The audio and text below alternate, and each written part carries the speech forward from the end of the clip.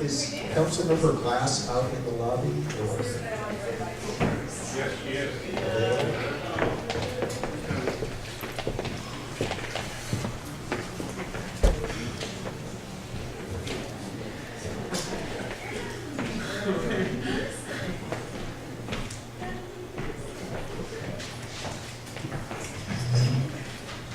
All right, we are back in session. Next, we have the consent calendar. There are 2 items on the consent calendar. Approval of second reading and adoption of ordinance on drive-throughs, and the approval of resolution approving the contract for city employee. Are there any council members who wish to remove either of these items from the consent calendar? Seeing none, is there a motion to approve the consent? Is there a second? Second.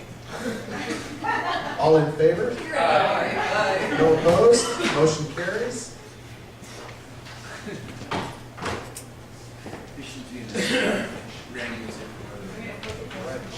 All right. Next, we have an informational item from the city clerk. This is a report out of minute orders and reference orders, items conducted by the city council during the calendar year 2014. So basically what this is a list of everything the council did, and it's pretty thick. And so we'll start on page 1. I get to read the City- first 10 pages. Madam Clerk?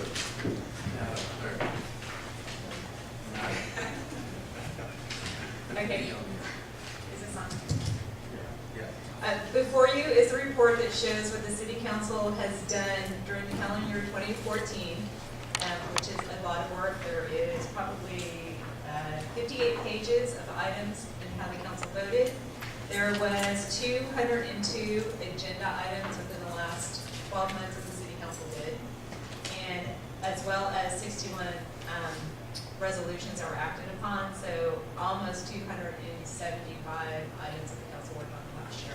So there's a history of it, and there's a status of what those reports, what those items were, and if you have any questions or follow-up, please feel free to contact me. Thank you. Are there any questions of staff? Councilmember Glass, I Yes. believe you're interested. I do have a question, and that is this grid available online? It is not, but I can put it, I was going to put it online once the council reviewed it. And have we done this in the past? We have done it since 2002, but not in a report status like this. It's probably for just the last 3 or 4 years that it's actually been as detailed as it is. Well, it's really handy dandy for looking up precedents and, yeah, because you can do it. If it's digital, then you can just search for all the words and That's how we get things really fast. that's great.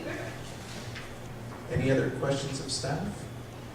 Yes, Councilmember Reader. Actually, just a comment. I mean, well, first of all, when I read this, I went, I wonder I was tired last December. You know, my brain hurt. But anyway, thank you. This is a really, really great document. You know, it's easy to lose track of what happens during the course of a year. Obviously, an amazing amount of work went into preparing this document. As Councilmember Glass says, a great reference tool. Electronically searchable would be amazing. But I think it's reflective of not only the work that the council has done, but behind every one of these is work that the staff has done in every department. And given the size of the staff that the city has, it's, I think, impressive that this much work gets done in the course of the year. So I'd like to say, you know, kudos to you personally, but kudos to the whole staff for everything here. You know, and make it a little easier on us next year. We're going to break a record this year. So, are there any members of the public who wish to speak on this item? Seeing none, public comment is closed. And to make my final comments on this, I'll just mirror exactly what Councilmember Reader said. The amount of staff time that is behind each and every single one of these 270 odd items is a lot. So, certainly for me personally, I'd just like to thank our incredible staff for all the hard work on this. Are there any other comments on this? All right. simply an informational item. Next, we have a public hearing. This is agenda item number 8, and it's the introduction of ordinance amending Chapter 5.06 of the Sebastopol Municipal Code, the Business Improvement District, and approval of agreement with the Sebastopol Downtown Association. City Manager, staff report, please. Thank you, Mayor and Council. This is a pretty straightforward item. The purpose of the item is twofold. One is to make correction in the enabling ordinance on we call the Business Improvement District, to enlarge its powers and make them consistent with the Streets and Highways Code. The other one's to enter into an agreement so that we can meet the formalities that's required under that situation for the council to approve a budget and receive a report from the Downtown Association as to the use of the funds. In discussions earlier with the Downtown Association, staff discovered that for some reason in 1977, a past city council had deleted a number of the powers that the Streets and Highways Code would otherwise have given to the Downtown Association for use of the money that it basically assesses itself. The 5 items that are on page 1 of the staff report are what the Streets and Highways Code allows you to do with the funds that are collected as part of a business improvement in the district. But for some reason, the bottom 3 were deleted in 1977. We can think of no reason why that would have happened. Several city managers in a row obviously did not know that that had happened, and now it's been discovered that the main purpose of this item is to correct that deficiency so that the Downtown Association has full use of the funds as allowed by the Streets and Highways Code. The other is, since this situation obviously is for these business owners to assess themselves, and in that sense the monies that they're collected really do in some sense belong to them, but because the city is providing the mechanism to tax through the Business Improvement District, we feel it's necessary to have some formality. So the agreement that we propose to enter into with the Downtown Association does provide, among other things, for them to submit a budget to you yearly, and like other organizations do, to submit a report to you on the use of their money. But I do want to assure the council and the Downtown Association we recognize this is money that they're basically assessing themselves. And I think the third point of this is they should have the power and discretion over use of their funds, and we want to enable that by making this change to the ordinance. Thank you. Are there any questions of staff? Councilmember Glass? So these funds have been collected for years, and so how have they been expended up to now? Who's spending the money? Well, most recently, the way it was handled was the Downtown Association would spend the money and submit receipts to me, city manager, and then I would authorize reimbursement of the money to them. We don't feel that's exactly in compliance with the Streets and Highways Code.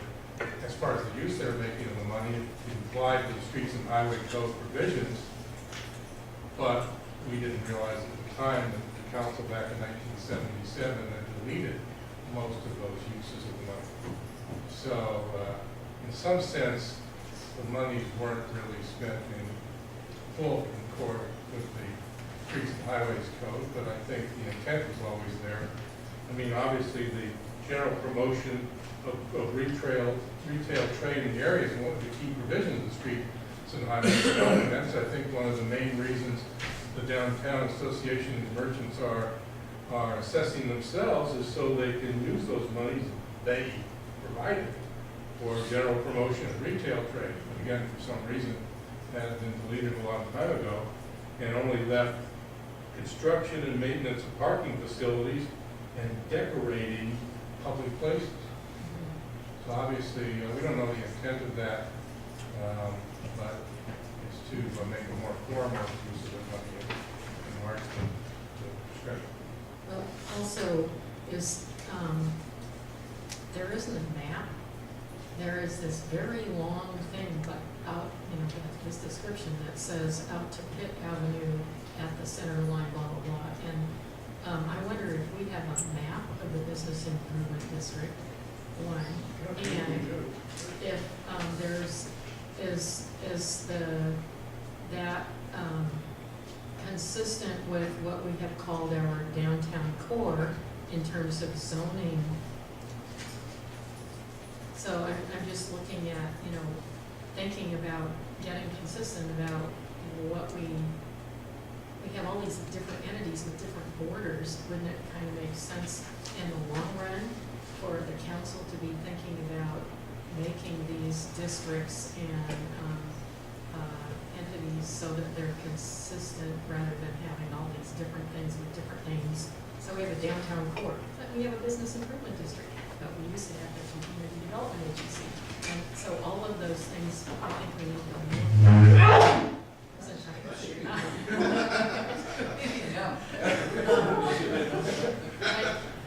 I think it would save a lot of confusion and probably a lot of time for staff if we, in the long run, made it a goal to try and have these things like the downtown being consistent with the business improvement district. That's the thought. If we're going to change the boundaries of the business improvement district, we would have to go through an election process. I might say also, I'm not sure there's always a direct correlation between how business is zoned and whether it decided it was going to be in the business improvement district and tax itself. Okay. And there is a subcommittee consisting of myself and Robert looking at those issues that you just raised. Okay. And so in 2015, it's on our calendars to get looking at those items. This is essentially a cleanup item, trying to figure out why the council in 1977 deleted all these items that the SBA could spend money on. We don't need to try to figure that out. We just need to figure out that that's what this is doing. Vice Mayor Gerd? Just a question of staff. And then I noticed Randy Kaufman from the SDA is here, so maybe he wants to speak. So I'm checking for understanding. I think the request from the SDA is to get all the money transferred at once instead of going through this bill and reimburse process. Is that right? Yes. Yeah, Yeah. we're going to tend to do that, but we also want them to submit a budget. Right, that's something else. Okay. Any other questions of staff? No. Is there any members of the public, or Randy, would you like to come forward? Good evening, Randy Kaufman, president of the Sebastopol Downtown Association. In regards to Ms. Lassen, your statement, one of the things to expand a district is, under the State Highways and Business Code, is that you have to do an engineering study on the property. You have to get a 2/3 vote from the community, and that to switch over. So, of course, our downtown map district, which I believe is on our website, who fits into that map, that would help kind of guide you who's included and who's not. There's approximately 180 different vendors, businesses that are in our district.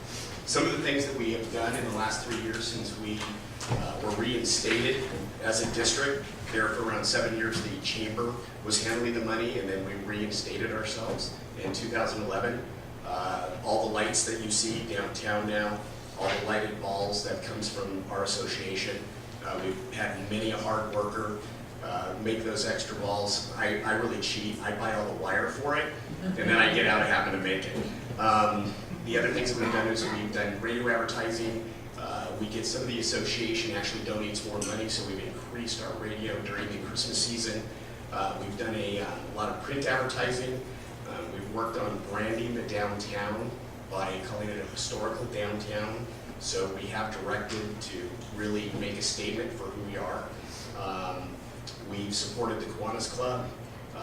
If you noticed all the, we call them crayfish. Some of you might thought they were lobsters, but we decorated the downtown streets, and that to try to show appreciation for the Cajun Festival, the Rotary Club. So these are all things that we have actually done and been successful at. And, you know, we have some great things. Since we've been reenacting every year, the members in the retail part of, I'm not retail, but the retail members have increased their sales during Christmas. We're very proud of that.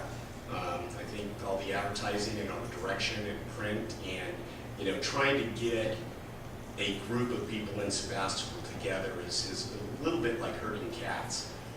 But we've worked hard at doing that and trying to, again, attract businesses and individuals to hang out in Sebastopol, enjoy our wonderful restaurants, taste wine, drink beer, spend money in our stores, and that.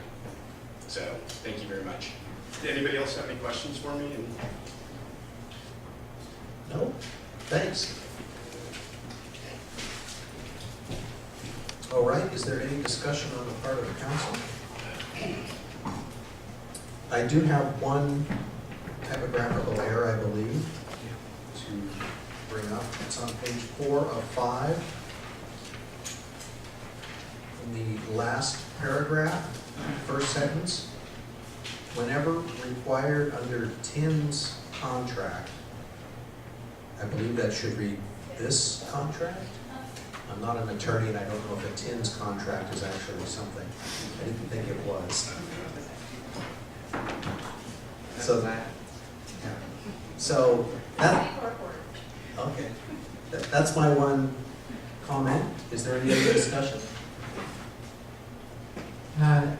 I understand this is pretty much a cleanup agenda item, and I just want to respond to Councilmember Glass's remarks that we need to kind of think of the larger issues. So I wanted to share with my colleagues and also with Randy for the SDA that I would be much more comfortable if we had a downtown association that really related to the physical downtown. It's hard for me to have like the 2-block long street and call that just downtown. Because I think most people's experience now with the Barlow is that downtown is a much bigger grid. And so what I see is we have a downtown that has these elements, the historic district and the warehouse district. And that would be fun for me, for our community and our business community to move into that concept and figure out the planning or however we get there. If it's an election and reports, I don't know, but I think we should start working on that. I just want to say thank you, Randy, for working on this and bringing this forward. Your tireless efforts on improving business downtown, I'm grateful for it. We'll keep ramming fire trucks in your building. That got me a lot of They told me that we don't have drive-throughs in. Just the real estate.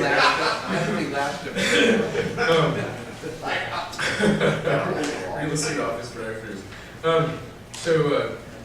I mean, just thank you, and I'm glad you brought us forward, and I'm ready to make a motion to make all these things happen. That we approve the first reading and waive further reading of the ordinance of the City of Sebastopol, amending Chapter 5.06 of the Sebastopol Municipal Code, and approve the agreement with the Sebastopol Downtown Association for administration of the office. I'll second that. Any discussion? Seeing none, all in favor? Aye. Motion carries 5-0.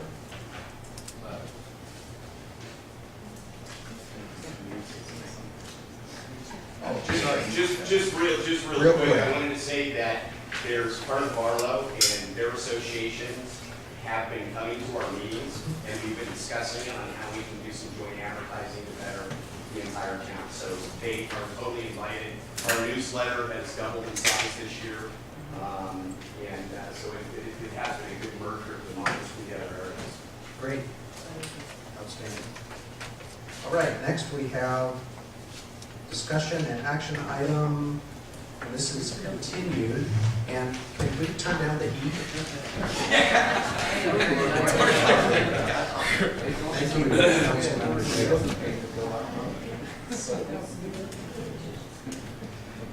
So this is the continued item for the city drinking water arsenic levels and associated costs.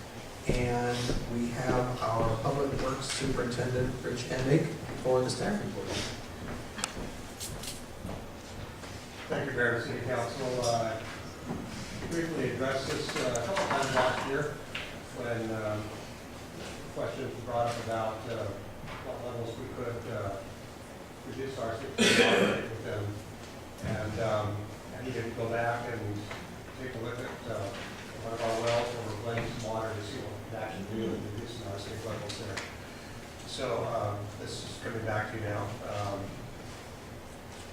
Like you said, Mr. Mayor, see if we could operate within, in other words, under up to 5 parts per billion arsenic level instead of the state federal level of 10, and then what that associated cost would be to attain that goal.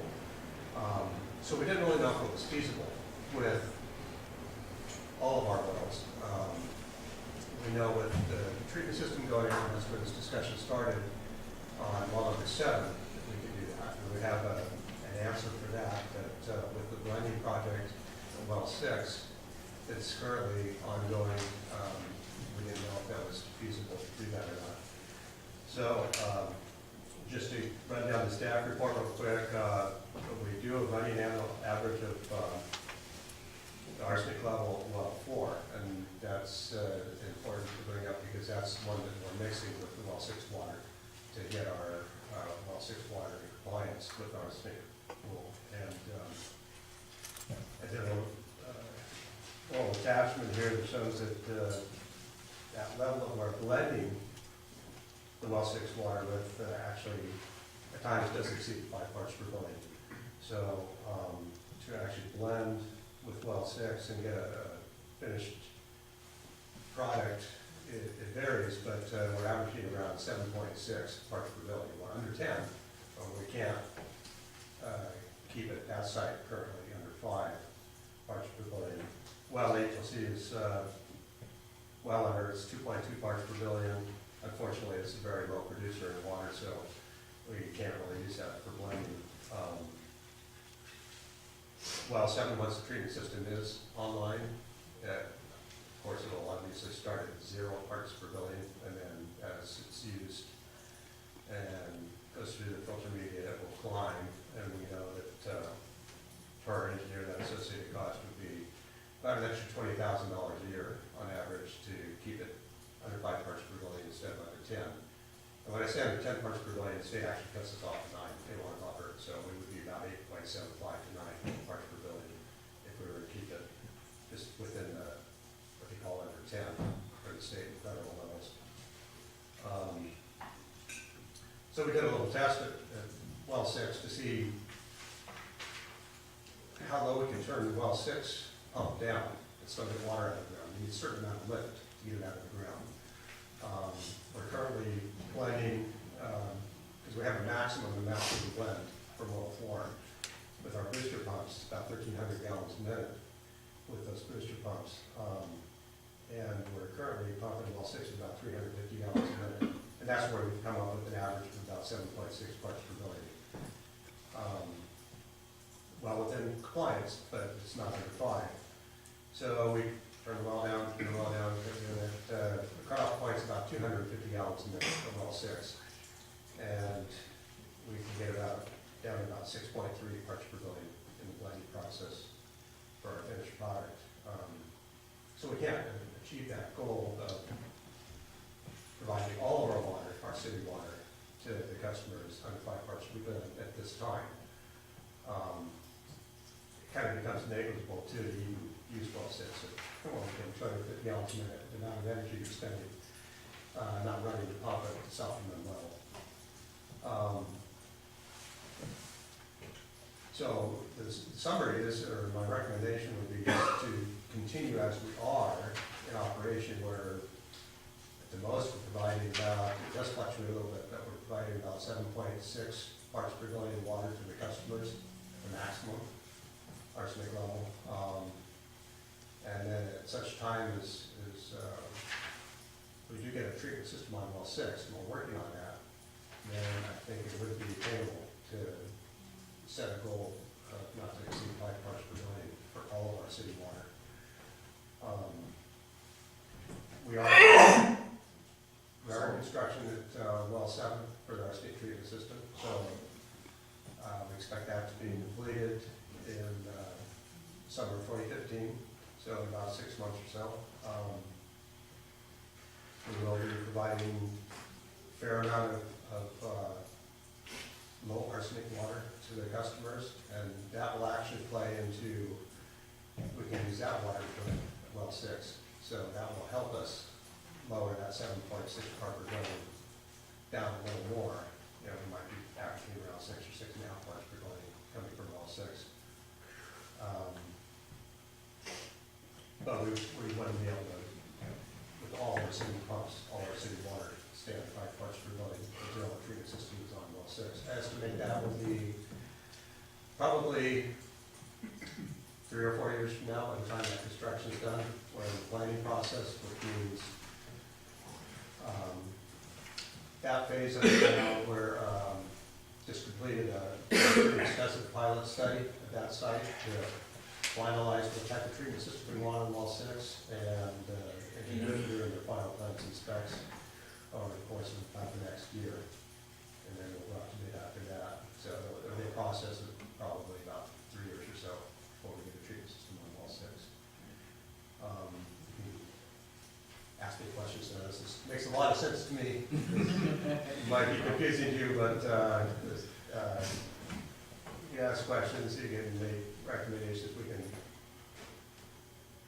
can provide water at a lower rate at well 6 and still have a higher rate at another well, but the arsenic, but it's really, it doesn't make too much sense. We can't deal with all of our wells.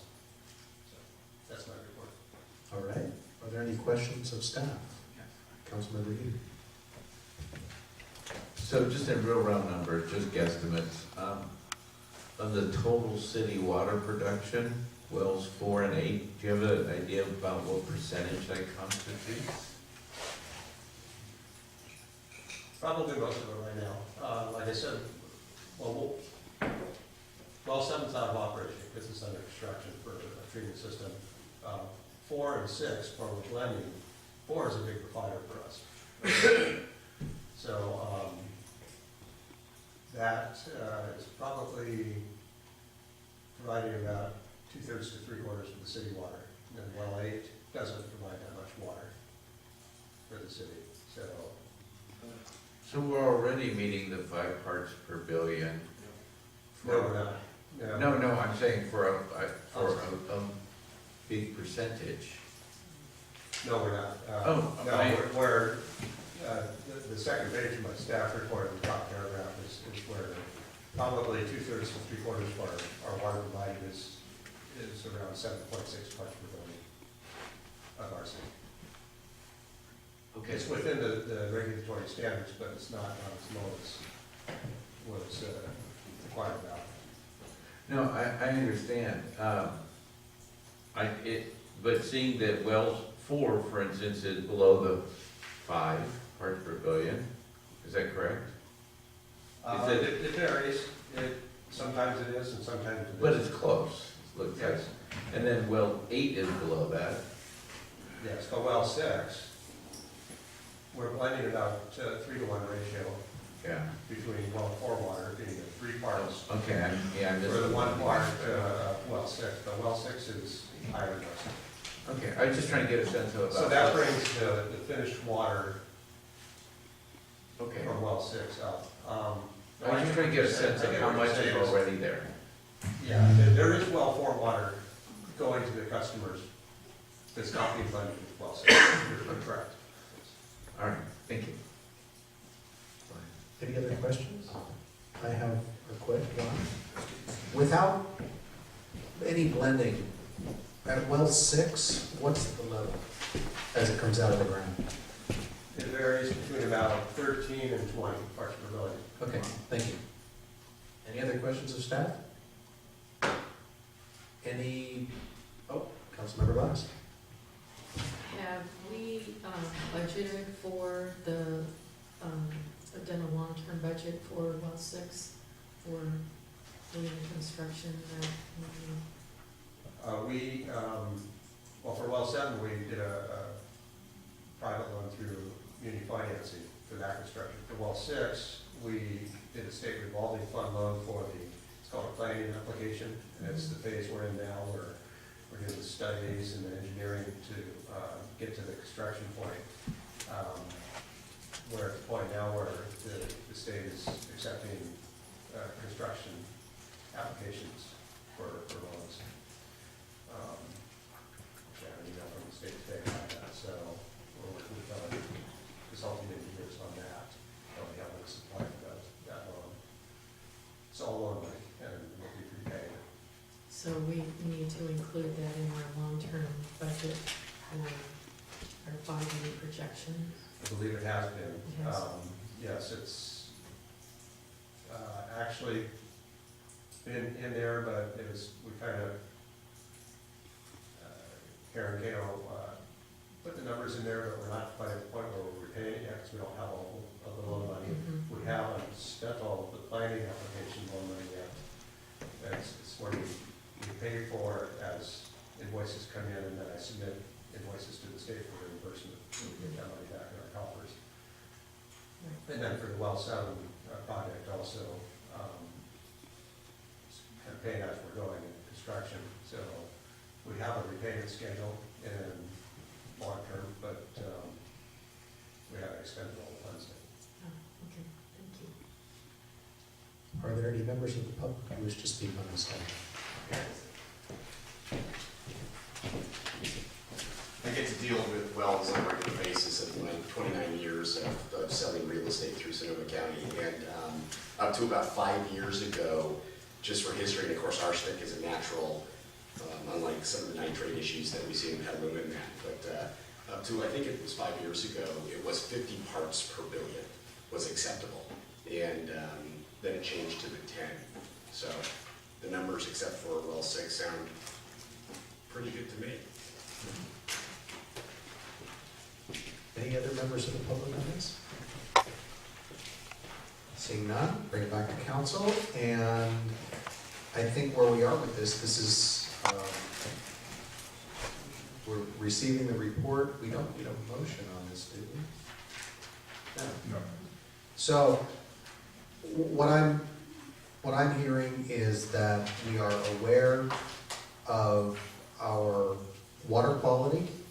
We are doing what we can proactively to address deficiencies as rapidly as we can. Our staff is right on top of this, and there's nothing more that we can really do at this point other than let the construction process be completed on well 7, address well 6, and just keep an eye on it. So, if there aren't any other comments, we will move forward. Item number 10. This is discussion of setting city council meeting dates for calendar year 2015. And this is something that staff and I have discussed a little bit. And so we thought that it would be prudent to take a look at the year and make a couple of proposals. Is there a staff report from staff?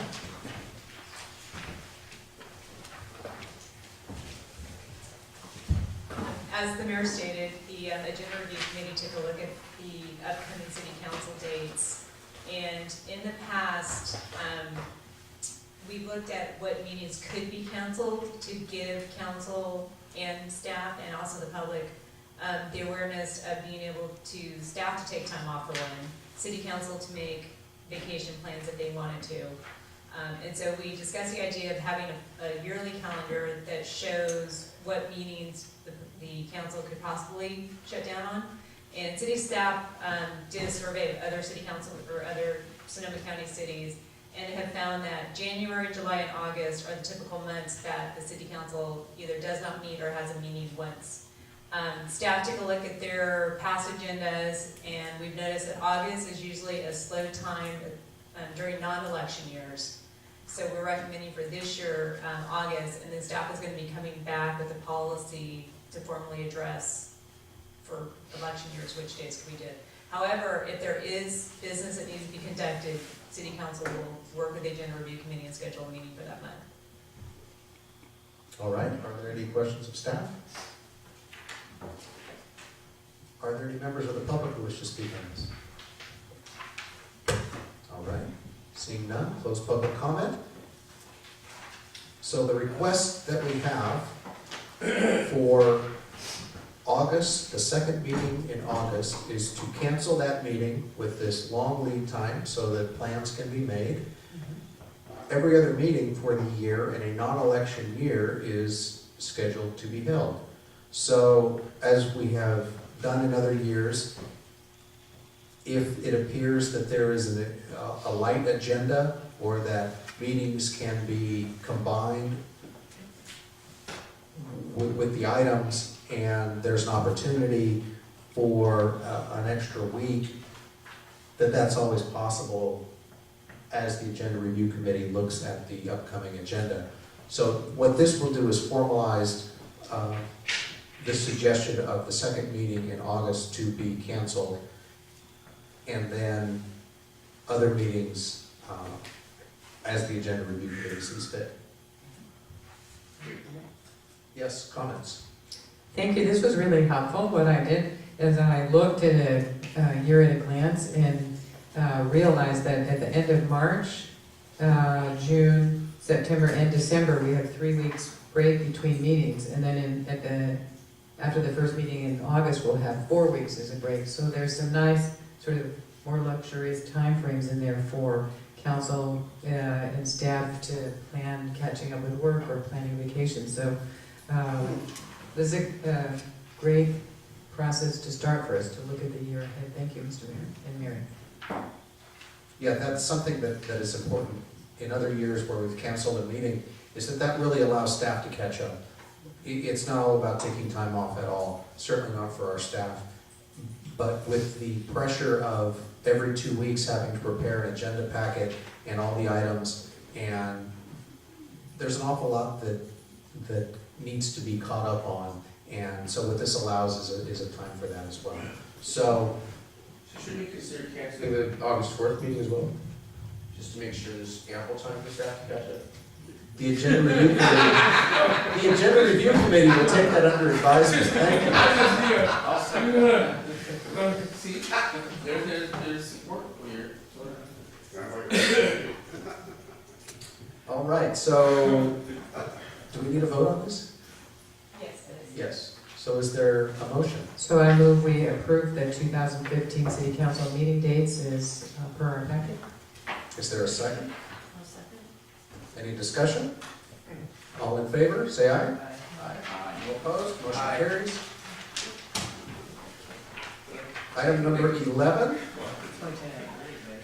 discussion and action of confirming the 2013-2015 City Council goals and priorities and approval to direct staff to implement the public process for the upcoming goals and priority City Council town hall meetings. Yes. Staff report, please. I asked the city clerk to help me on this, and also the mayor. The staff has been talking with the mayor and is discussing amongst themselves how the council might best handle the goals and priorities for this upcoming year. And staff has recommended, first of all, the agenda item tonight is not really to review our existing goals and policies, but really for the council to give direction to the mayor and staff as to how to conduct a public process to review the goals and priorities.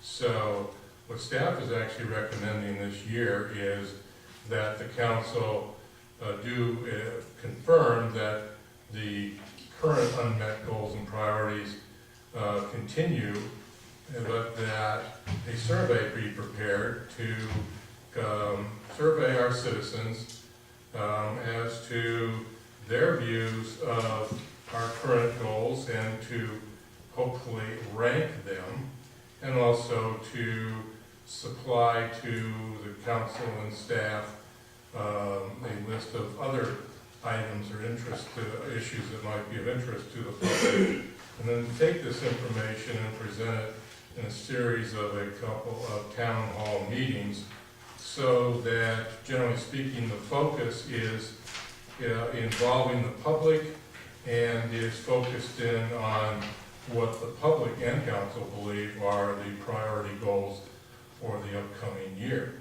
We've already had city staff has already had some discussions with Holly Hansen, our outreach coordinator, about how the survey would be structured and how much the survey would cost us to perform.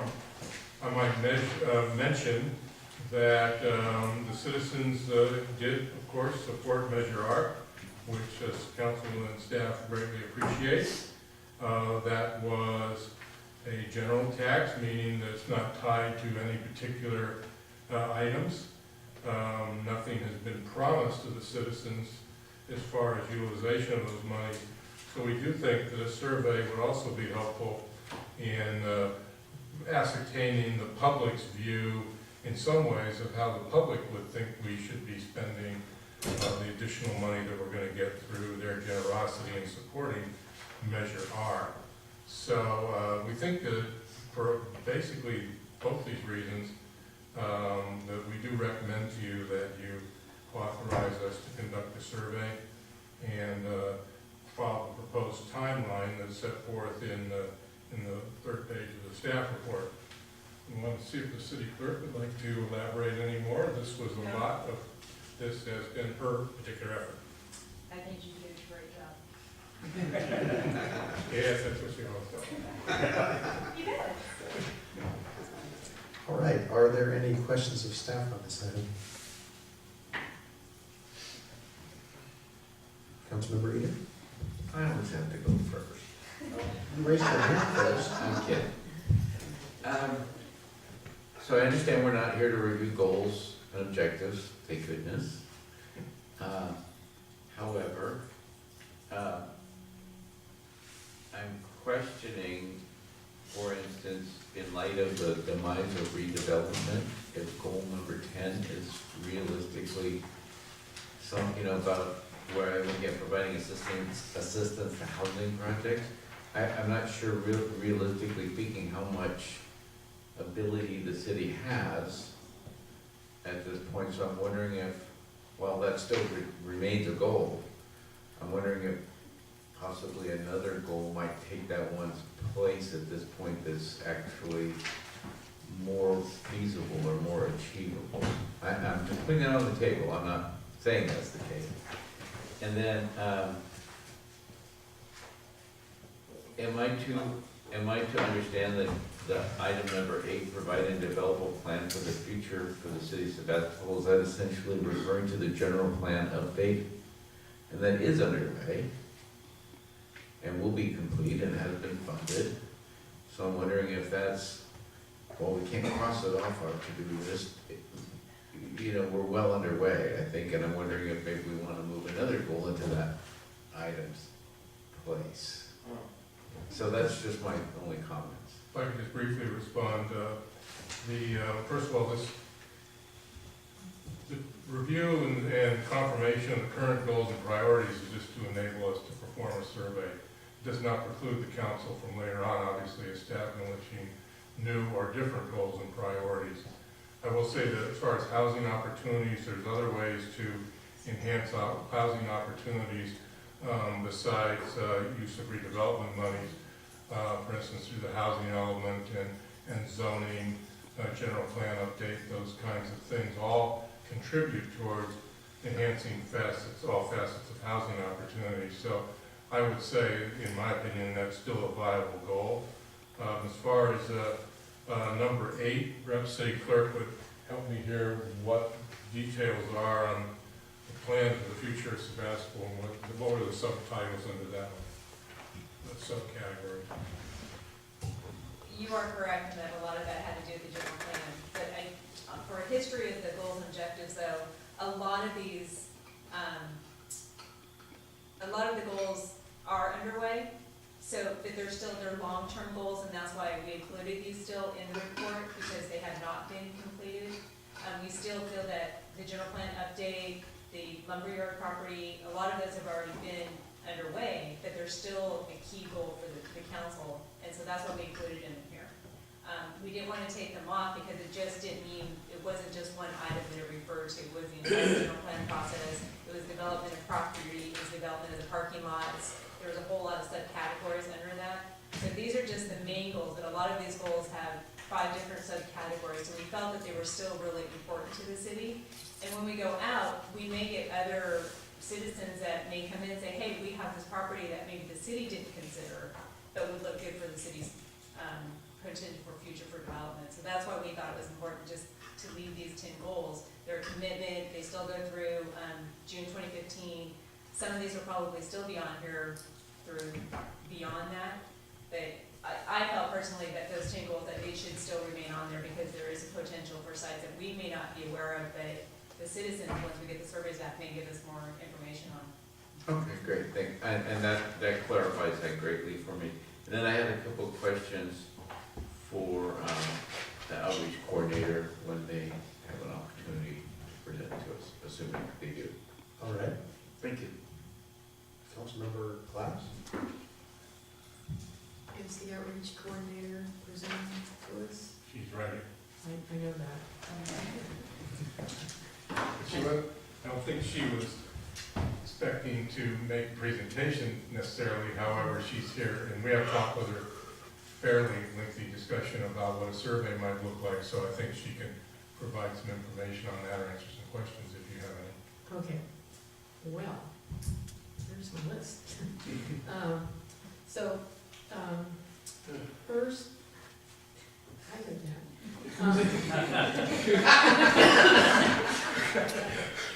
We all heard that. Okay, first of all, as probably most of us know, just putting a survey out there and asking people to respond to it does not thereby make a scientific survey, so that does not mean it's representative. So in order for us to maximize or to make it more likely that we're going to get something representative of a lot of people's points of view, I think it is very important, the outreach portion of this is very important. So given that we're not actually doing a representative scientific survey, but we are trying to get as many people to participate as possible, we need to look at expanding that list, like it said, handouts at various locations and organizational meetings such as Rotary, Chamber of Commerce, etc. I think we want to expand to more groups of people that aren't just the business community, because oftentimes the business community actually aren't even really the people that live in town. So I think we would want to include other groups such as, well, Chittislow, the building, the BBC, Sebastopol tomorrow, churches. In particular, I think we need to do outreach to the Hispanic community, so we would probably see if we can get some of the parishioners, maybe at the Catholic Church. I think we really want feedback from the community in general, not just from the business community. So how can, Burbank Heights is another good example, First Mobile Home Park, how can we maximize input from these various members of our community? Transition Sebastopol Series Project, perhaps the soccer leagues. There's lots of families involved with soccer leagues. How about going to the schools? So all of this sounds really big. That sounds like an awful lot of work. And how are we going to do that with a $5,000 budget? So my brilliant idea is, do we have an intern that could help with this? Perhaps we could get an intern from Sonoma State, perhaps from the political science department, which is where I learned how to do survey research.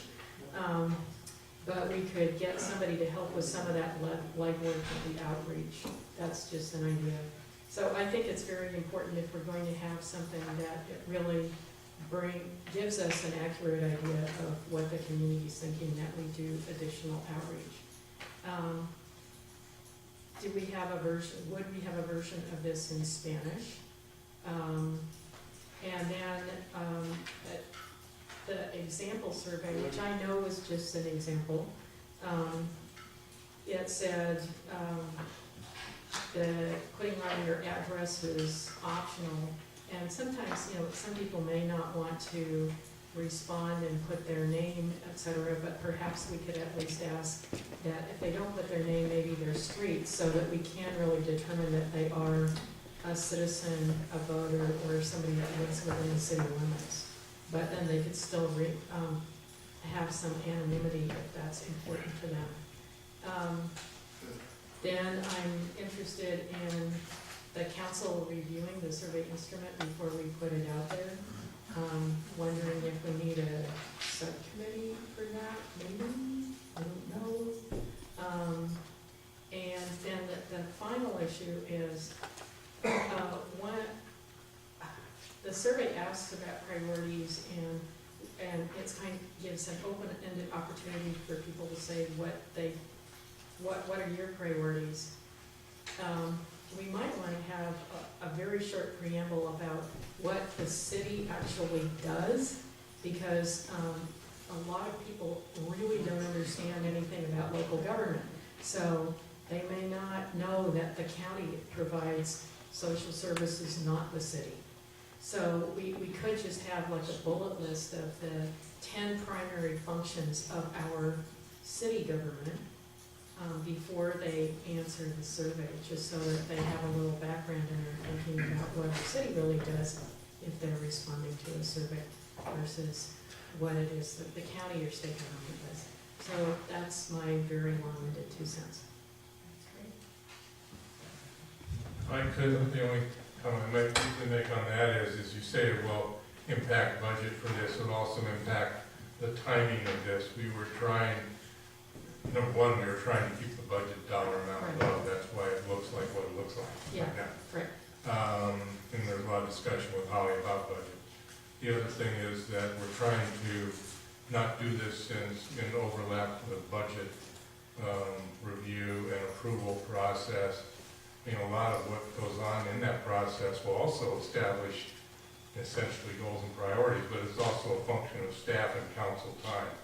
So the aggressive timeline that we have in the staff report is based on pretty much a simplified survey process. That just say the more complicated the survey process becomes, the more difficult it would be to meet that particular timeline. And so that's for the council to decide, I think, because we tried to do an aggressive timeline and get going on it right away.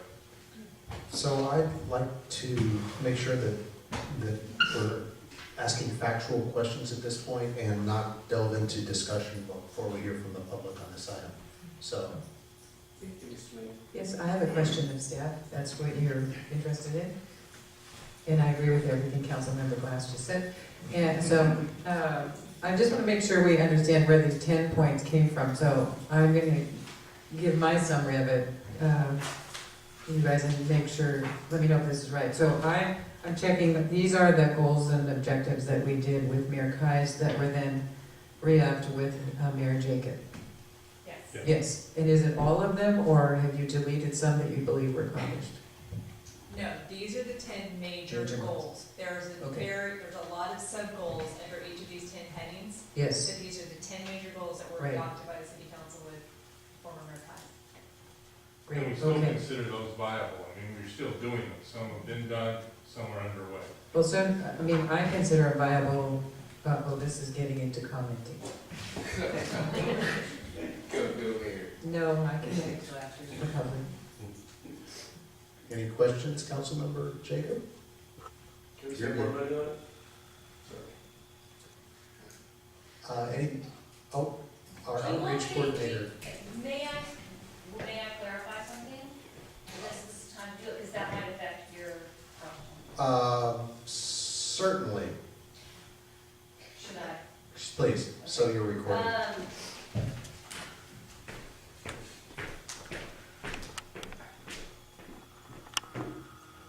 So to answer Councilmember Glass's, suggestions of all these outreach areas, places that we could reach out to, most of those are already in the plan.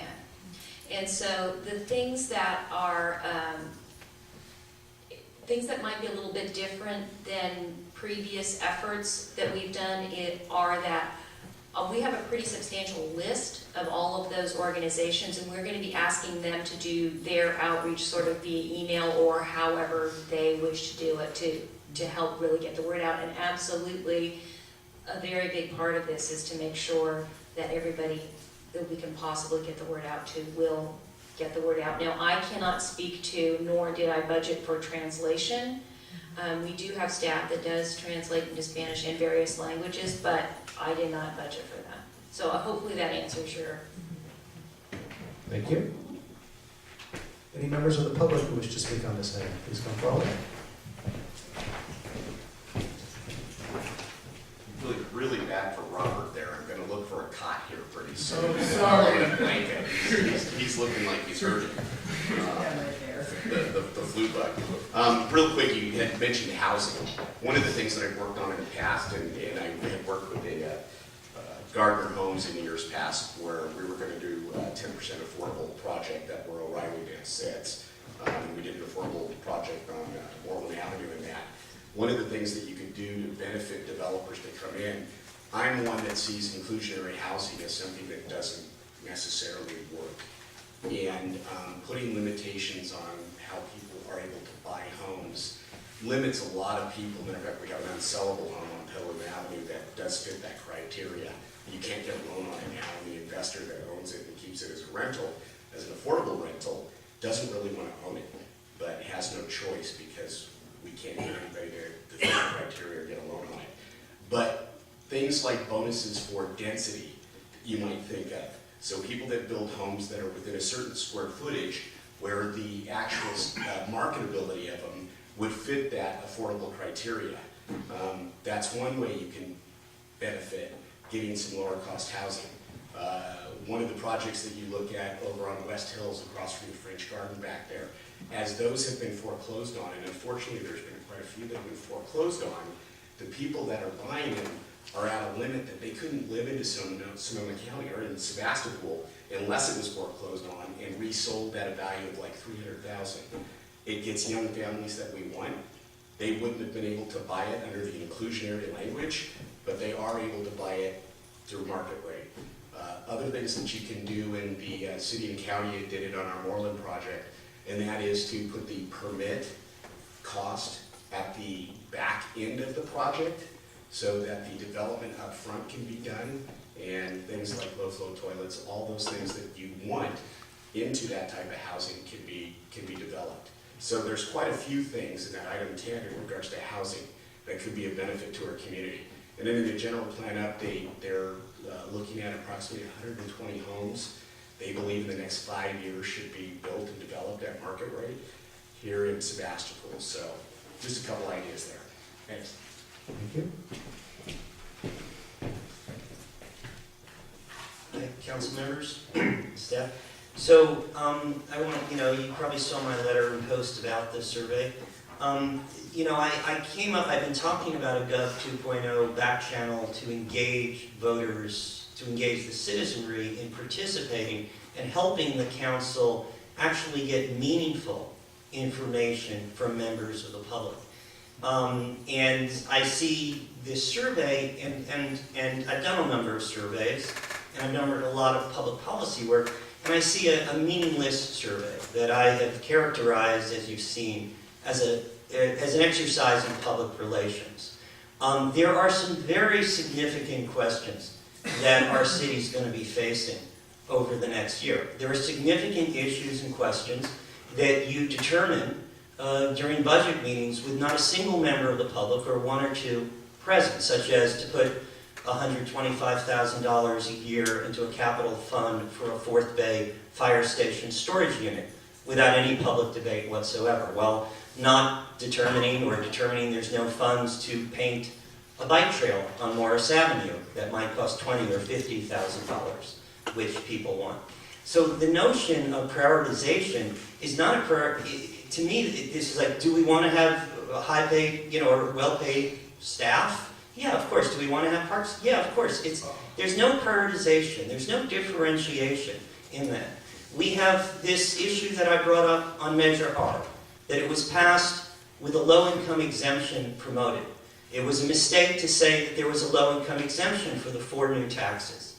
And yet, there's never been an opportunity for the public to say, well, would we like to spend some money to do a ballot measure so we actually have what was told to the public when they voted for Measure R? That might cost a certain amount of money. Let's see if the public has an appetite for it, so that we can actually have that low-income exemption and have the city office to staff that. The issue of housing, you have this, do we want housing? Yeah, what do we do? Well, there's something we could do about it right now to create a lot of housing. And that's to remove some of the regulations to creating granny units or to have secondary homes. We could create scores of new housing, hundreds perhaps, of low rental units that would bring costs in without a dime to the city. I'm really in favor of that. Does the public want to do that? I really urge you, if you're going to do this, to do it specifically. Otherwise, this is a wasteful exercise. It will be counterproductive because people are going to think, as I feel, this is a waste of time. I'm not going to waste my time on this survey. They don't really care what I think about anything that they're really deciding on. So please, either don't do it or make it substantial. I also don't think it needs to be anonymous, by the way. If we need to qualify people within the city, let's do it. And by the way, do it once, and once you get the names, we have those for other surveys. Thank you. Hello, council members. Jim Wheaton, Bessie Street. I just want to echo that I kind of agree with Jonathan's points. So I'd only like to suggest that anytime the city engages in spending money for a survey, you think about what makes a successful survey for you. Is it worth it? And can you take a little bit of time after it's all done to convince yourselves, yeah, that was worth it, we got what we wanted, so that the next time a survey comes up, you can kind of look back and see not only did we do one, but we were happy with it or we weren't happy with it. It's up to you to decide what information you need within your budget to get from the public, and I encourage you to go ahead and do that, but make sure you're happy with the results, or at least you know how to measure the results before you go. Thank you very much. Thank you. Seeing no other members of the public, we'll close public comment. Now is the time for discussion, and I know Vice Mayor Gurney is ready to discuss.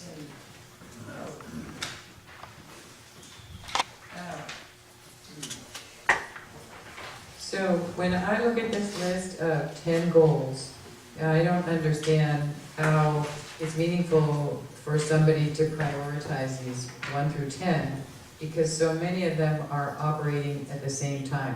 For instance, we're working on economic vitality for our town at the same time we're planning a general plan and looking for parkland to buy. I mean, the city staff is working on these simultaneously, and many of them overlap.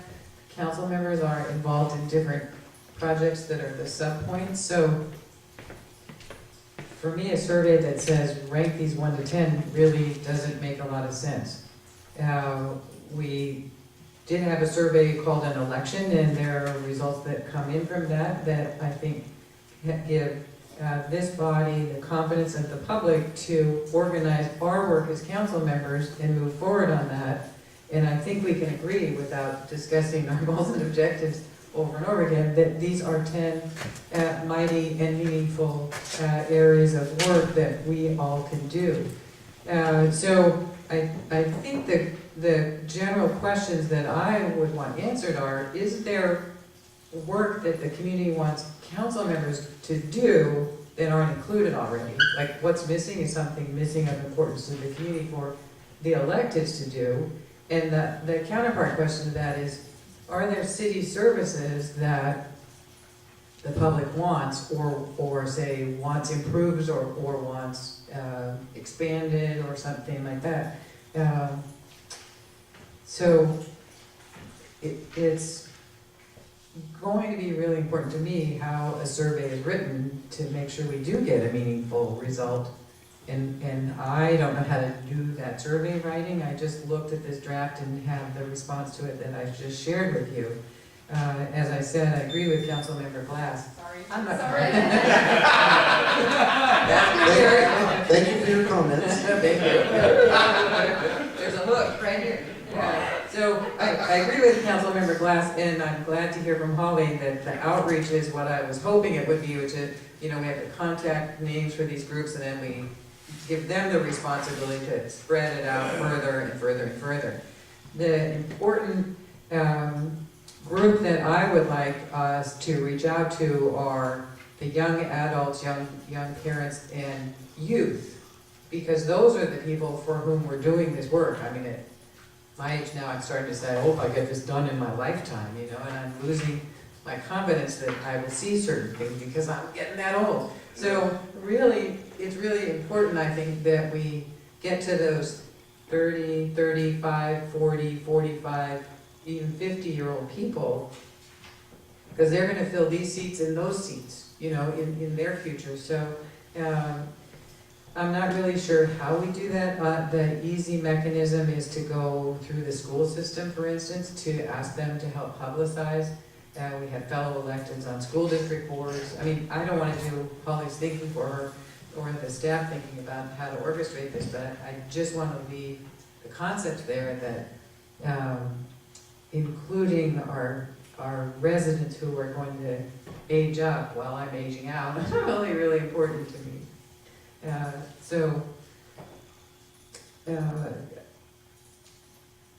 I don't think that additional outreach is going to complicate the expense really or the work so much if we do it with that interest in having other people pick up the volunteer outreach effort for us. And I think it's just going to make it a lot more of interest. I'm mixed about whether the responses need to come from residents only, because we are elected by the constituency, and that's very, very important, and yet we have a consumer base and a volunteer base and a cultural base of citizenry that's much bigger than the constituents. So I think addresses may be helpful, or in the city, out of the city, so we can track responses that way, and sort them. Again, I'm not a survey writer, and I don't know exactly how we would do that, but it would be of interest to me, as long as we balance this and focus on more than just the business community.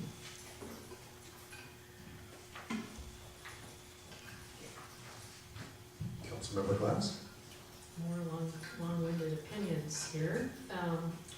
I think that perhaps we need to think about, I'm thinking out loud here, perhaps we need to think about this survey as an instrument to help us identify what our public and our constituents think is a problem.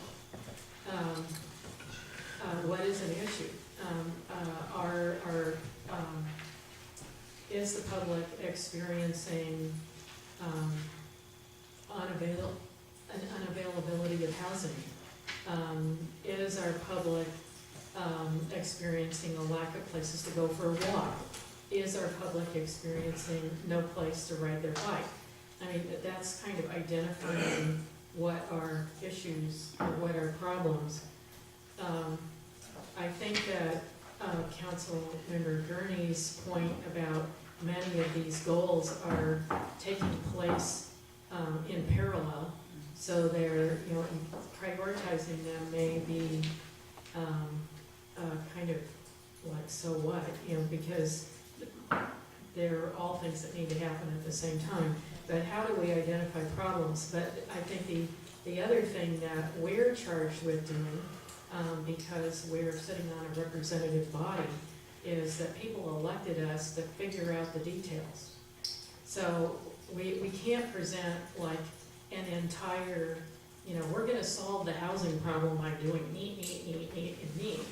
I think what people are doing when they voted for us is trusting our expertise our experience with public policy issues, that we figure out how to solve the problems. That's our job. So I think we need to focus a bit more on what our community feels are problems, and then we figure out how to solve those problems through our general plan update and other kinds of, and how we spend our money and other vehicles for solving those problems. So, but I also really hear our city manager's concern about timing on this, because we need input soon. We need it in front of the next budget cycle, and we probably need, to be advised by the public's opinions on these problems as we are reviewing our general plan update. So he wishes he'd stop talking, I can tell. I'm here to realize, why do we need another survey? We know what people's problems are. People want to be able to less traffic. People want to be able to have housing. People want bike lanes. People want safe routes. So we've done the survey 10 times. We know what the issues are. So what is the point of this survey? I mean, if we're asking the same questions again to get the same answers that we all know, I mean, council members know how to win elections because they know what the issues are, they know what to talk about, right? So it's just, we're just asking the public the same questions to get the same answer that we get over and over again on what the same issues are. So for me, I'm sorry, maybe I'm just tired, barely holding myself up anymore, but I mean, what is the motion from here? Where do we move forward from here if we're not? I'm hearing the concerns about this generic list of items that we're asking people to grade, which they're all a number one priority. That's why they're here, right? So what is the point of that? But then what are we going to ask them? We already know the issues. So I'm really stepping off of sort of both you said the public has elected us to make these decisions because they trust us to make these decisions. We know what the issues are in front of us, and we're both responsible for prioritizing these. So is the survey even necessary? Would be my question. And are we not capable, just like we did 2 years ago, under Mayor Kai's leadership, in setting our own goals and objectives and going through that process? Now I know that Mayor Kai was judged on that significantly, and it was a big process and it took us forever, but it was probably the best set of goals and objectives the city's had, in a while. I don't know, because I wasn't here, I shouldn't say that. But it's been the best set since I haven't got here. Only one you know. So the question is I'm failing here because I'm dropping your seat. So I'm just saying, is this survey necessary? I don't think with the questions that are here, these 10 items, that it brings us much. And I'm not sure where to survey from there, but I'm looking for someone to have some kind of suggestion. Well, my take on this is that I think what we've done here is attempt to do something that I've had interest in a long time, which is modeled in other communities. I believe Vallejo is a recent adopter of this. They passed a tax measure, and part of the tax measure was participatory budgeting, which is where a pot of money that was raised from the tax measure was budgeted then by the community, the residents of Vallejo. And it was very successful, and I believe now they're into their second or third year with that. And the idea of the survey, I think, is being confused with, at first blush, I thought, well, yeah, why not? And then, looking at the timeline, for this to go out next week, I think that there's significant reticence on the part of the council at this point to move forward with this in its current state, and that we will not receive the information that we're looking to do. What I think we should probably spend our energy on is something akin to what the city of Vallejo did with the participatory budgeting, which is where we all know what our goals and objectives are. We worked on them long and hard. They're on the website, they're easy to find. This is the summary of them. And the idea that the community voted us as their representatives means that there is a level of trust, that they are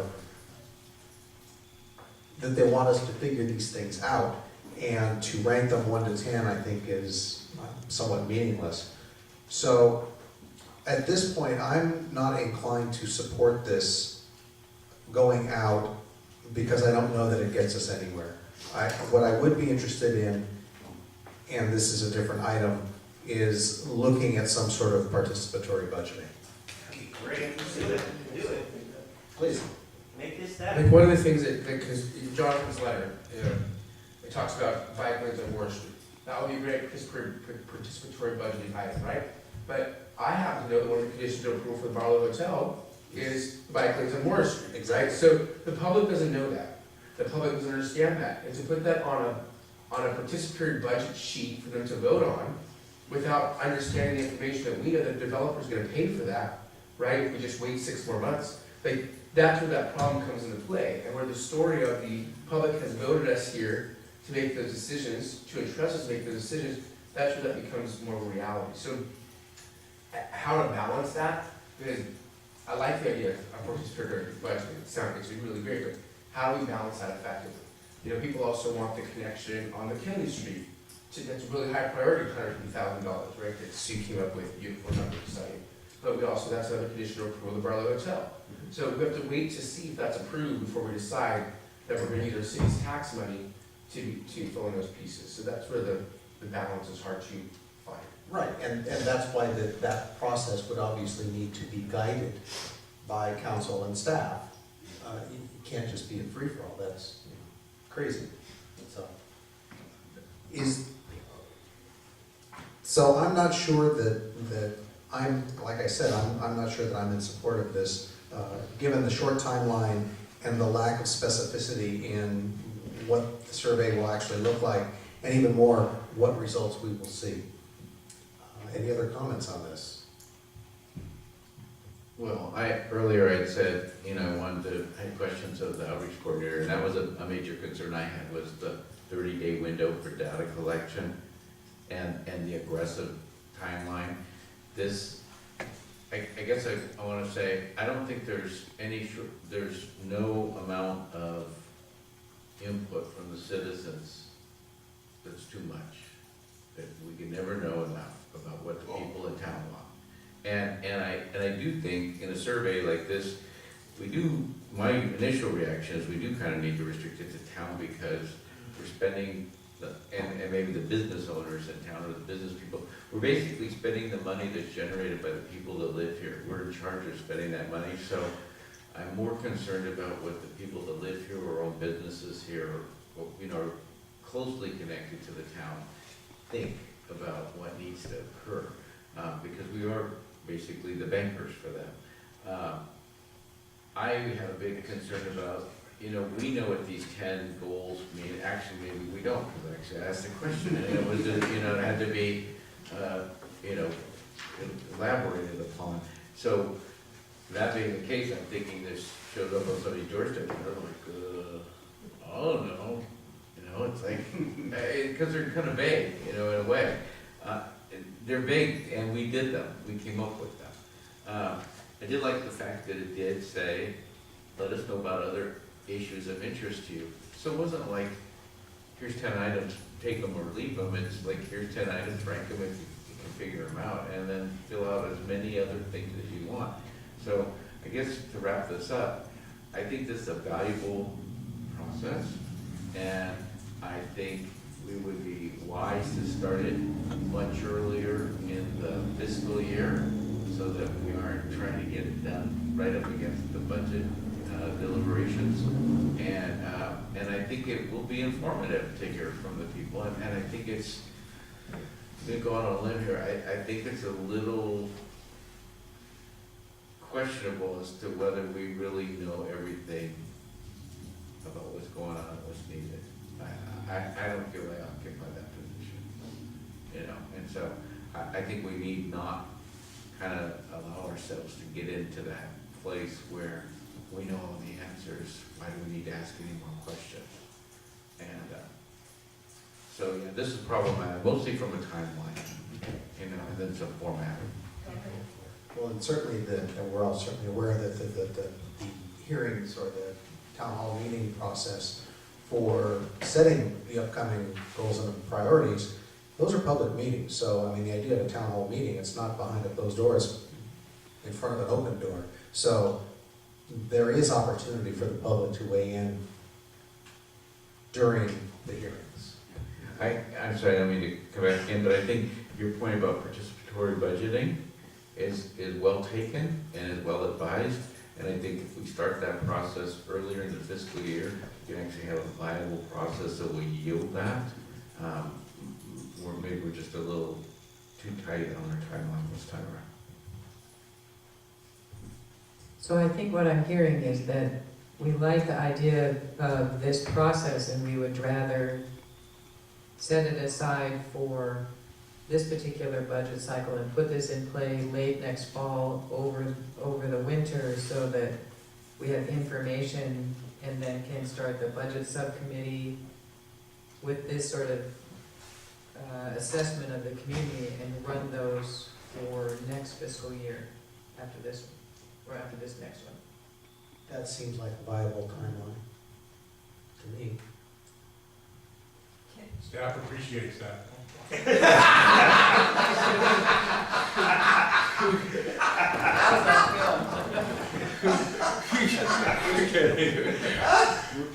Madam Clerk?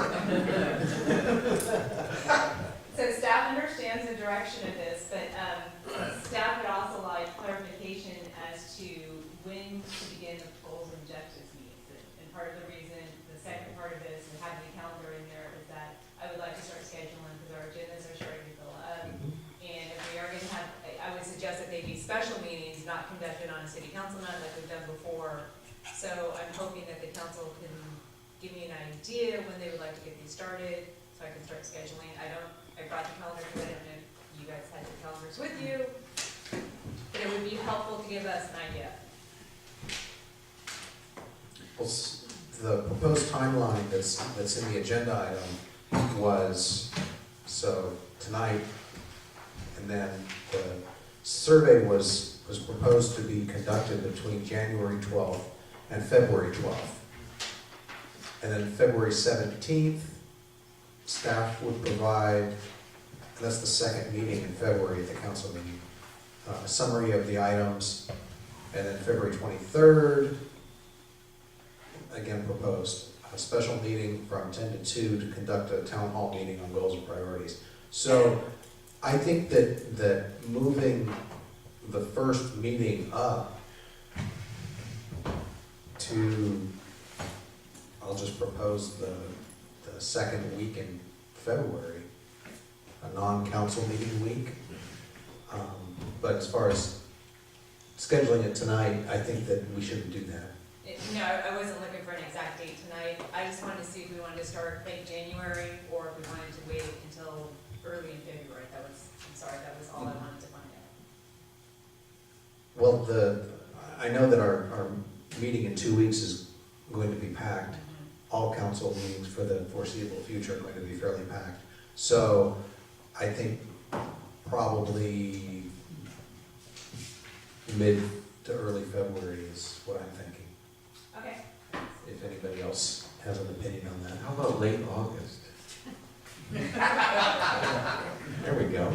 I thought the council was trending towards taking up the goals and objectives again early in the next fiscal year. And not, I mean, we have the 10 ongoing goals, every one of them is being worked on, including their subcategories at this point in time. So if we could take it up, the process though should be determined by the council, because absent a survey, we need to know what kind of a process we'd be following to establish goals and priorities, whether we're looking at just a report on the existing goals and priorities with a status report on those, or trying to establish new ones. Again, these have been ongoing, so staff is diligently working on all the ones that are viable. So maybe I misunderstood the earlier council direction on this, because we could go with the existing goals and priorities all the way through to the fall. I think that it would, I would like to revisit them prior to the upcoming budget cycle. I'm not saying that it won't be a fairly rapid review. I think, you know, we did a lot of work a year and a half ago, 2 years ago. And I think that, you know, I do visit them and look at them, and we're making good progress on a lot of them. So I don't know that it needs to be a long process. Can staff make a recommendation that I'll do an update to them on the first meeting in February? We can decide from there if we want to extend them for 1 year, or to look at them in this budget process, or just wait until the next budget process. Yeah, that's my motion. Do we need a motion on that? So I'm good with that as well. Report on them the first meeting in February. And so at this point, we're not going to move forward with the survey. Got it. All right. You want one, John? There, we talked about goals and objectives without actually talking about goals and objectives. That's not on our agenda tonight. We can't do that.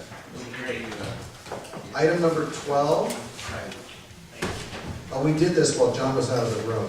Discussion appointment of members to staff committee appointments and assignments, and city council committee appointments and assignments. We decide everything, John. And John is doing it all.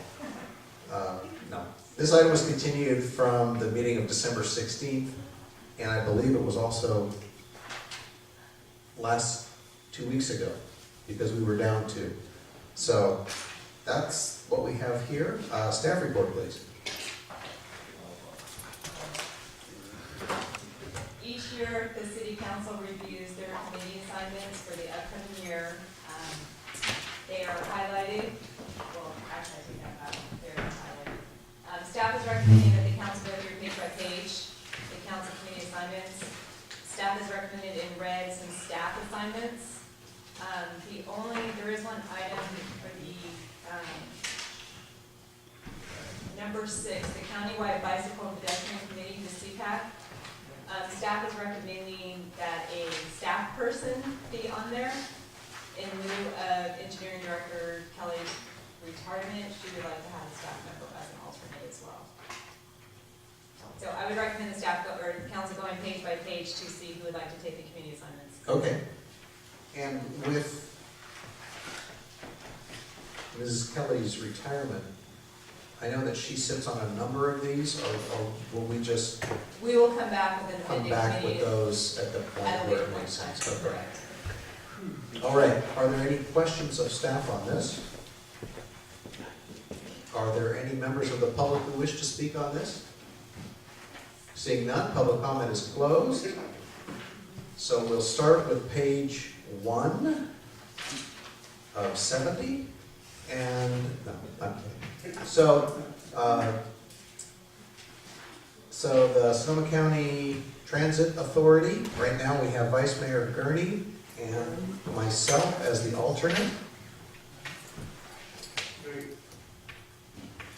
What did you say? Great. Thank you. I would like to continue because I've been elected. This is the second year upcoming of my chairing the board. All right, and I am comfortable continuing as the alternate unless somebody else wants to be. Okay. Remif, city manager. All right. The Number 3 Marin. cannot be changed. Which? Number 3. Okay, that's the Marin Sonoma Mosquito Abatement District, and that's Councilmember Class. Correct. Does that require an alternate? She's stuck. No. Did you get that? She's stuck. Thanks. Number 4, Waste Management Agency, city manager, alternate is Sue Kelly. Continue. Sewer plant. Okay, that one's been taken off. Correct. Okay. So 1A Advisory Committee for the Sonoma County Water Agency, we've got Sue Kelly and Rich Emig as the alternate. Sub-Regional Partners TAC. I don't know what they're tacking, but. Technical advisory. But that's Sue Kelly. Alternate is city manager. CDBG TAC is Sue Kelly. She's not here, she'll continue. AB 939, local task force, that's waste management review. That's Sue Kelly with no alternate. Do we need to appoint an alternate for that? Or just we'll continue? Okay. Number 6, the countywide bicycle and pedestrian advisory committee, Sue Kelly. And then the alternate right now, we have Councilmember Jacob and the citizen rep as Jeffrey Skinner. So the recommendation was to change that to a staff appointment? Correct, and we were gonna work with the planning department, to either have the planning director or the planning associate be on the committee, Okay. unless Councilmember Jacob wanted to stay on. If that's what Sue wants, Okay, so we'll just let the planning department figure that one out. Do you want to be an alternate?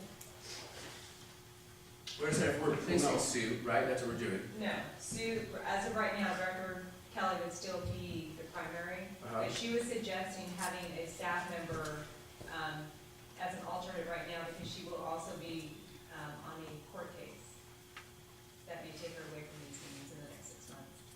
So a staff member will ensure that there's an alternate who can attend the meetings. Correct. All Sue Kelly assignments?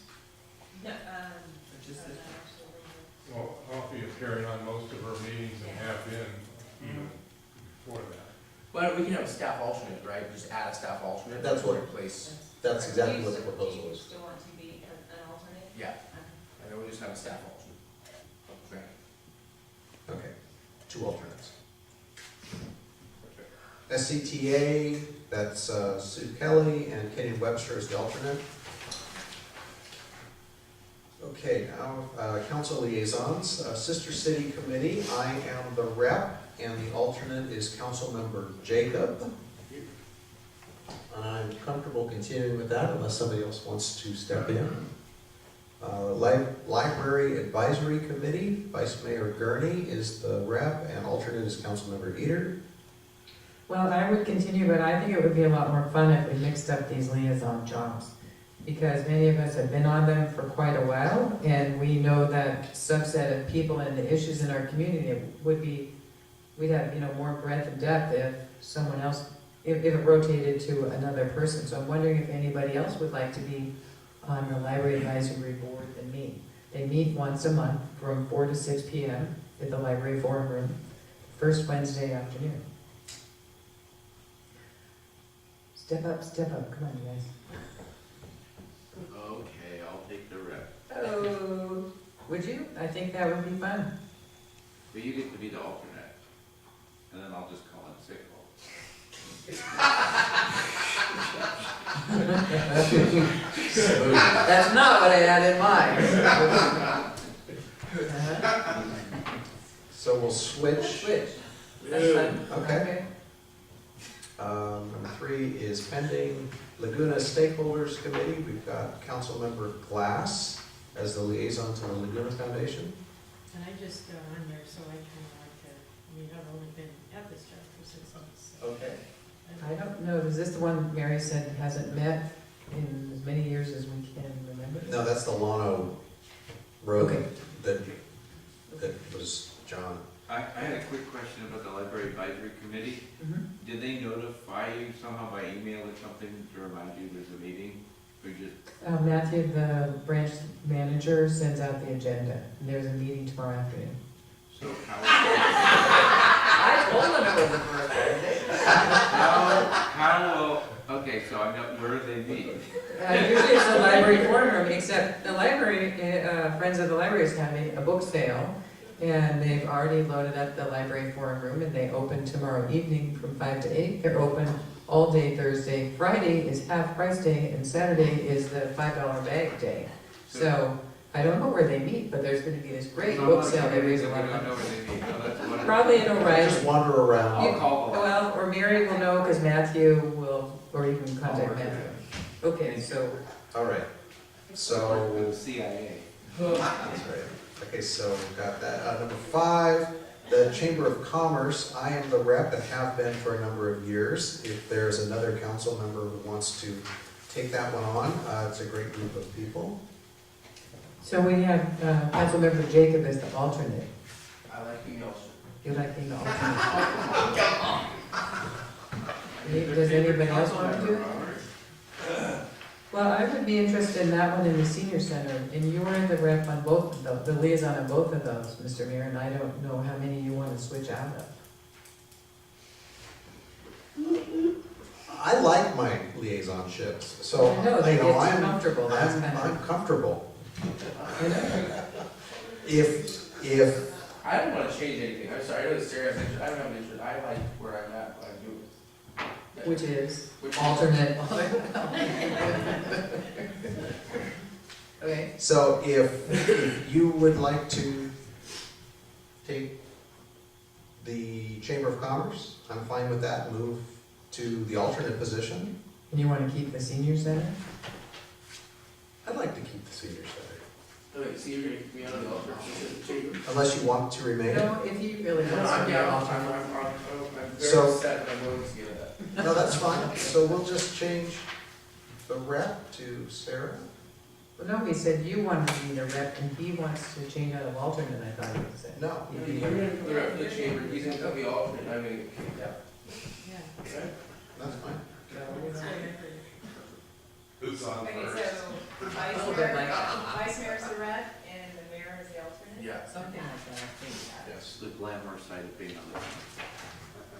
Now we're to the others.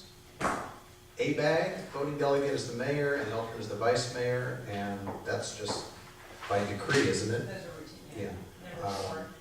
League of California Cities, it's the same thing. Mayors and Council Members Association, same thing. Legislative Committee, What is that? It's a really important committee, actually. It is. It's So what the, is it? It's a committee of the League of California Cities Mhm. that gets together and votes on the county's position on league issues. On legislation. Okay, so but it's advisory to the league, Yes. okay. And, it was primarily ran by, the president for many years was the ex-sheriff in Pillsbury. Landon from Cotati, Yeah.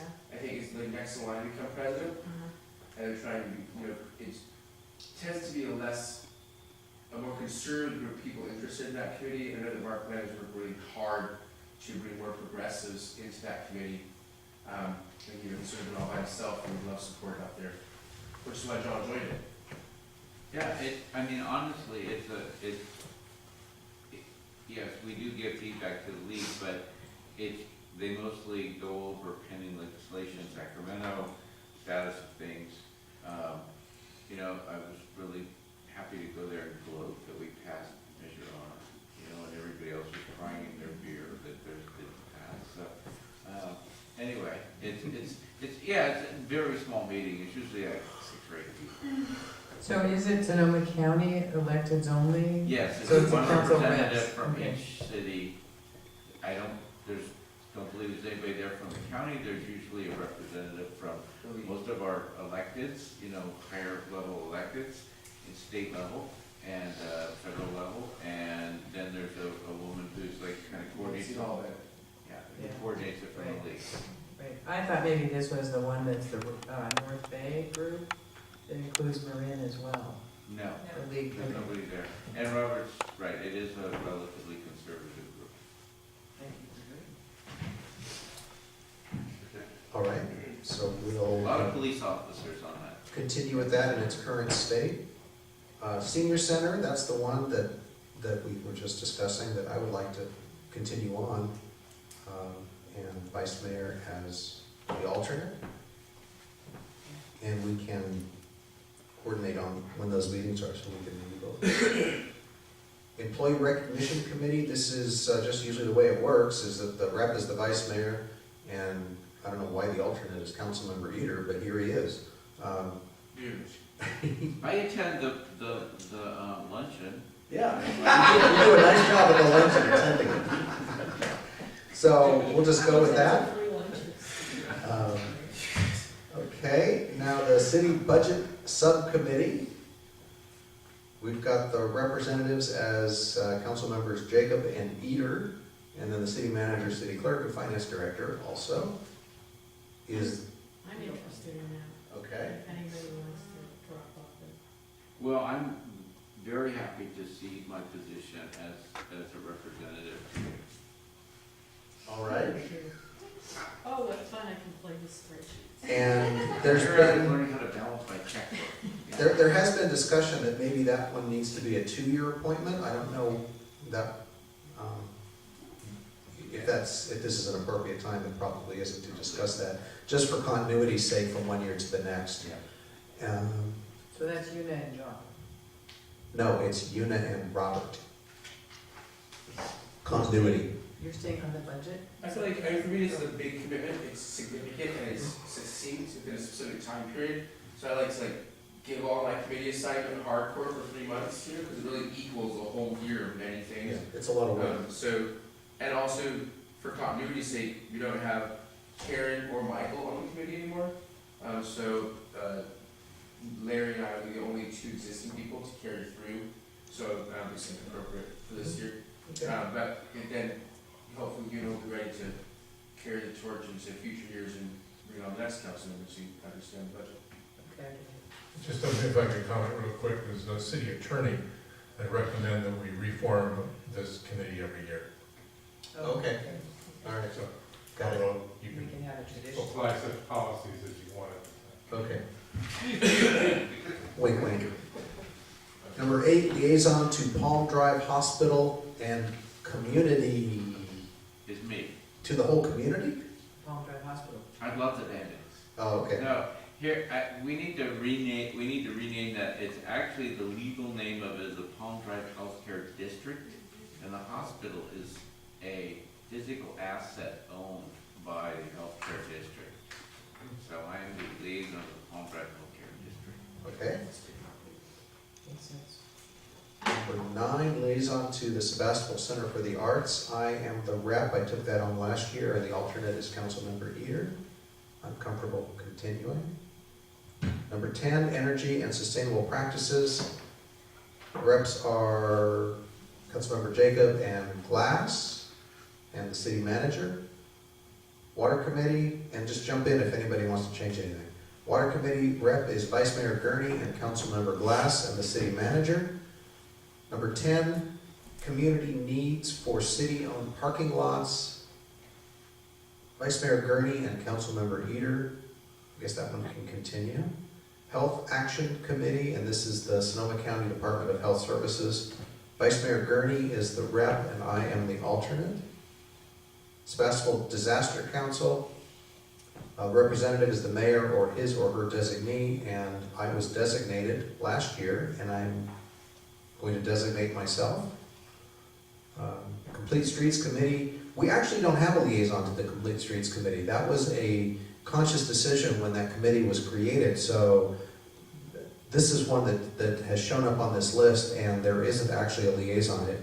The discussion was that we don't have a council liaison to the DRB, we don't have a council liaison to the Planning Commission, why would we have one to the Complete Streets Committee?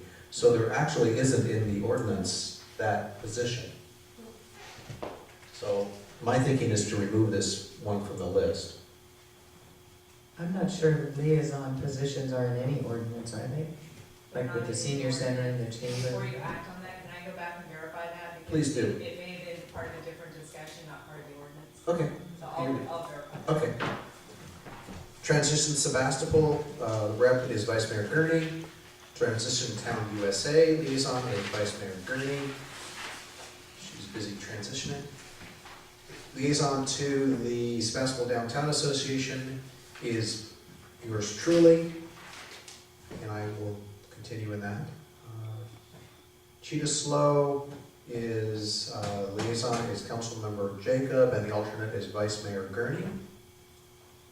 Got a couple that are gone now. Hold on, I want to talk about Okay. the Chiefs Slow assignments. Do you want to continue? I'm happy to continue. I've spoken with the co-chairs, which told my availability is limited, but that I'm not represented at the council level. I'm also happy to pass it on if somebody else would like to take it. I'm sure they'd be excited to have somebody new. I think it would be exciting to maybe get to know you, just to understand it and be a new organization. I have been the liaison since inception, and Council Vice Mayor Gurney has been the alternate. But I think it'd be a great opportunity for another council member to get to know Chickasaw better, if any of you are interested. And I agree, because we know it very well and have put in years of work there. And this is a position where the group is benefited, I think, in our formal perception if the mayor were involved at some level as well. The mayor's plate is pretty full. I know, that's why I was trying to talk you out of those other liaison positions, because I knew I was coming up to these remarks. Because I was involved when I was the mayor, I mean, those were the years that I put in, and then Robert got involved when he was the mayor, and I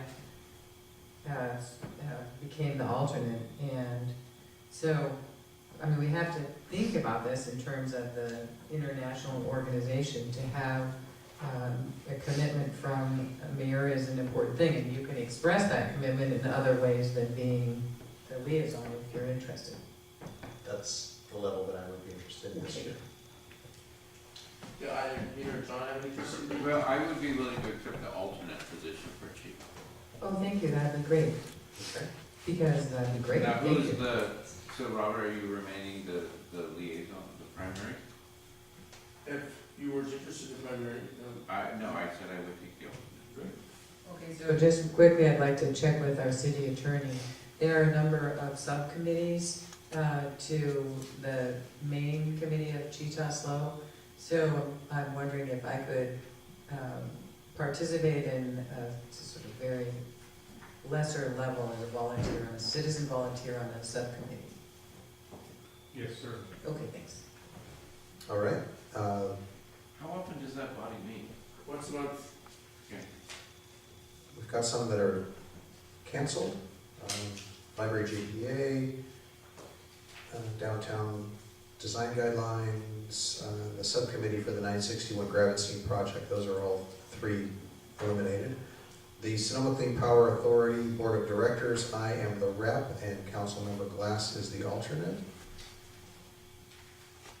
Number 24, Formula Business Ordinance Subcommittee, Councilmember Jacob, Councilmember Eder, City Manager, and Planning Director.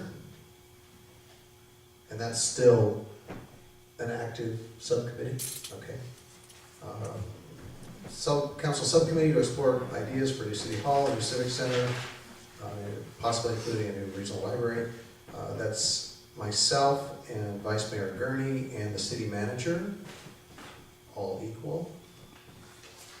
Council Subcommittee to explore potential opportunities regarding the former Shamrock concrete plant property on Morris Street. Sorry. That's Vice Mayor Gurney, Councilmember Jacob, and the City Manager. If I could, I just comment for the council's information that I did meet with a real estate broker some time ago who was that property listed for sale, and we have a standing offer to purchase it at the appraised price, but it depends on other factors whether they would be in a position to accept that offer. So, I mean, that's where we are in that. I don't know that there would be work for a subcommittee to do in the future. I think it probably makes sense because it's still in limbo to leave the subcommittee in place, at least until some sort of resolution is reached. If there is a member of the council who would like to remove themselves from that committee, I would be willing to participate, but I'm certainly not looking to bump anyone. I'm willing. Back to you. Yeah. Hey, would you like an opportunity? Give me the spreadsheet, so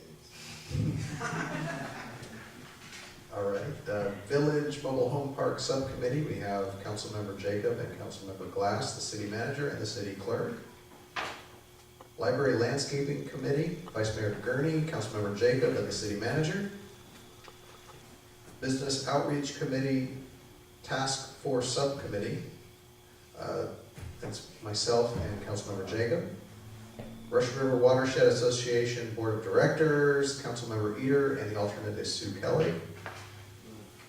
Santa Rosa Plain Groundwater Management Plan, Basin Advisory Panel is Sue Kelly. Number 32 is gone. Occupy Bench Project Subcommittee is myself, the Planning Director, and an Occupy volunteer. not sure who that is. Number 34, and finally, City Council Subcommittee on Climate Action 2020 Planning, Councilmember Eater and Councilmember Glass. And that was just recently done. So that's the list. I have a question. Number 29, the Business Outreach Committee Task Force Subcommittee. If there's no Business Outreach Committee, what is the function of that? That subcommittee was formed to look at BOC and revisioning it because it was stale. So, And to work on the business improvement. and to work on the business improvement district. Got it. Okay. So we decided to hold off until 2015. Thanks, Okay, and that's all. City council reports, city manager, attorney, or city clerk reports? Nothing? Nothing, thank you. City council reports, committee, subcommittee, meeting reports. Anything? Okay. Council communications. I received a lot of emails.